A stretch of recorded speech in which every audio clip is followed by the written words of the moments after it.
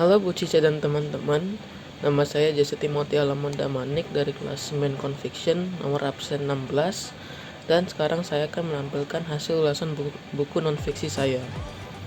Judul buku tersebut adalah Mahkota Dewa. Buku ini ditulis oleh Ning Harmanto. Buku ini terbit oleh PT Agromedia Pustaka pada tahun 2004 di Kota Depok, Jawa Barat. Buku ini terdiri dari 122 halaman dan ISBN buku tersebut adalah 97933578191. Sedikit latar belakang penulis. Ning Harmanto dilahirkan di Yogyakarta pada tanggal 8 Mei 1957. Kini, ia menjabat sebagai Presiden Direktur PT Mahkota Dewa Indonesia sekaligus sebagai pimpinan klinik tradisional Mahkota Dewa. Pendidikan formal diselesaikannya di ABL jurusan Bahasa Inggris. Hobinya bermacam-macam, antara lain menulis, main drama, meracik jamu, dan bercocok tanam. Hobi bercocok tanam memang disenangi sejak kecil.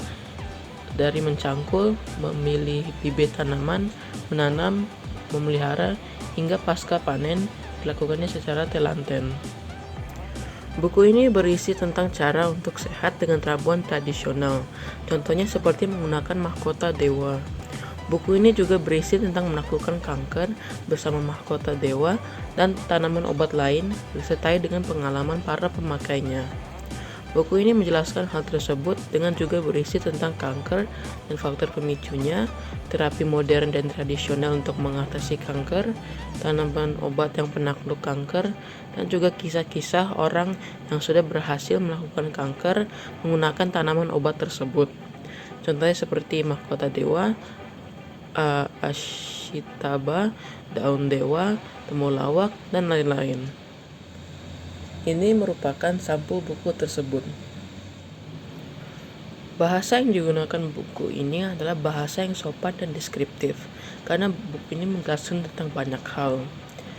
Buku ini juga terdapat sampul, halaman judul, hak cipta, kata pengantar, daftar isi buku yang terbagi dalam jumlah bab atau subbab, daftar pustaka, dan lampiran.